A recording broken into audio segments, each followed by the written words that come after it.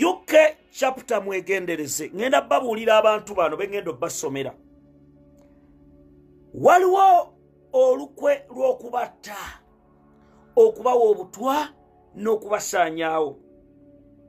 Olukwe luno luteereddwamu biliyoni eze Uganda eziwerako 7. I repeat 7. Kaakati mwe mwenna mbagamba ebigambo bino naddala bali mu UK namwe mwenna abampuliriza. Waliwo meeting yatudde ng'ennaku z'omwezi 2 February 2022. Saawa zabadde 7 era nga nsaba muwulirize bulungi abantu abali mu UK. Meeting eno yabaddeko NRM UK chapter meeting with the Party Secretary General Richard Todongo. Richard Todongo ono ye yakiikiridde omukulu Hodrek Lwabogo. Mu meeting eno eyatudde omugenyi omukulu yabadde Right Honorable Richard Todongo NRM Secretary General. Abantu bano wammanga muwuliriza amannya gaabwe era ne mission gye babawadde n'okutta bannayuganda. Nsaba mbe exposing Apollo Egesa, Alex Latim, Patrick Asimwe, Drake Wakame, Kenneth Kirenga, Eric Chironde, Nobert Musinguzi, Yusufu Musoke, Ajala Nalubega, Moses Kasibayo, Chimbugwe alias Omulangira Chimbugwe, Elizabeth Wamala, Tony Rugeta, Emmanuel Tashobya,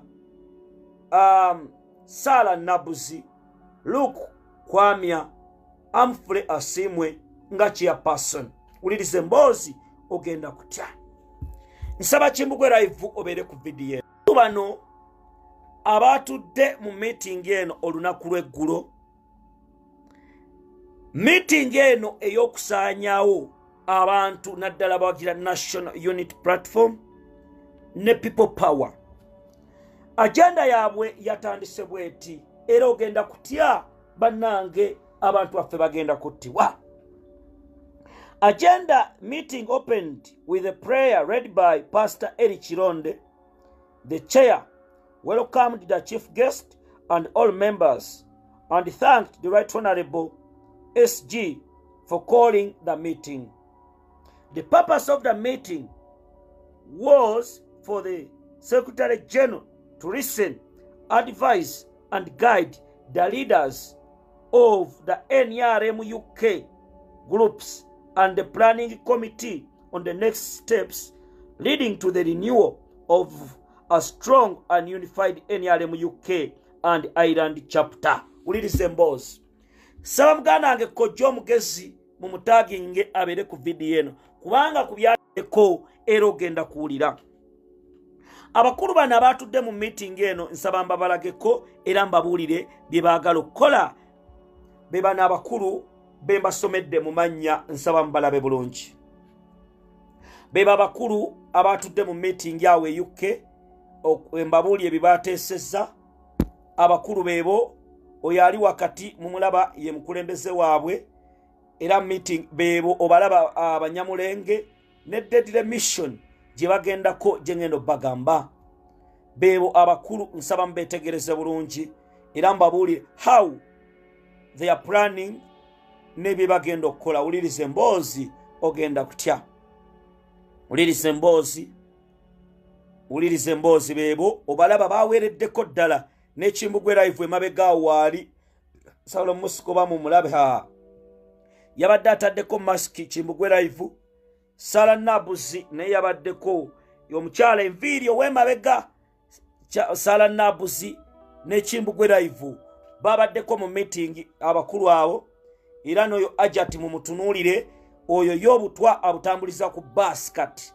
Mngenda kuba aba UK chapter omukyalo oyo ayese Ajati oyo ngenda babuulira oyo omukyalo oyo nsaba mulabe bulungi. Kimbugwe live nja musikane mu mulabe meeting beba abakulu nsaba mu UK chapter owulirize bulungi abakulu abo meeting eyatudde ey'okutta bannayuganda n'ebirala ngenda bibagamba. Waliwo n'omwami oyo omusiyazi omunene oyo, omwami omusiyazi oli owa Bugaalubindi, ye yabadde yeekwese yeerimbise mu UK chapter eya Nup. Ono ye Ssaabasiyazi oyo omunene oyo musiyazi.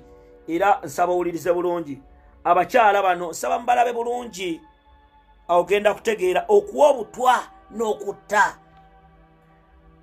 Kojja omugezi mutaginge kubanga naye mu meeting yateeseddwako. Njagala kojja omugezi abeere ku vidiyo eno. Abakulu bano mubalaba abo bonna, ulirize emboozi. Be bano abanyamulenge basensedde Europe, basensedde UK, obalaba abanyamulenge. Kati n'ogenda kuwulira vidiyo entuufu etandise. Mwenna abali mu diaspora UK chapter, ulirize emboozi. Meeting eyo yatudde ng'ennaku z'omwezi ziri mmekaano zembagambye zeyatudde. Meeting yatudde ng'ennaku z'omwezi 2 February 2020. Yina agenda muyinza okulooza byakusaaga, yiyo agenda gye ndi mu kubagambako ku byatudde. Ntandise vidiyo. Abakulu bano abanyamulenge bayite the champions. Richard Todongo, Secretary General NRM, eyakiikiridde Odrek Lwabogo, yasinkanya abakulu bano ng'ennaku z'omwezi 22 omwezi gwembagambye.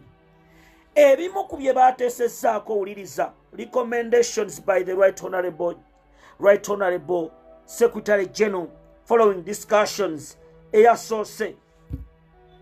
How to penetrate NUP structures and coordination in UK. Era NRM community eno yasabye omumpembe Kimbugwe live, Sala Nabuz n'abalala okulaba nga banoonya abantu bano aba NUP abali mu UK abeekalakaasa strongholds bagenda basinkana batya. Wulire emboozi. Ekisooka, gavumenti ya Nakyemali ya Yoweri Kaguta Museveni egenda kuleeta abayimbi mu London n'ebitundu ebirala. Abayimbi bano bagenze okizuula nti nammwe naddala aba Nup mukyalina akasagazi. Akasagazi kwe kwagalayagala n'ebitaliimu. Nammwe mukyalina akasagazi, temunnategeera bayimbi bammwe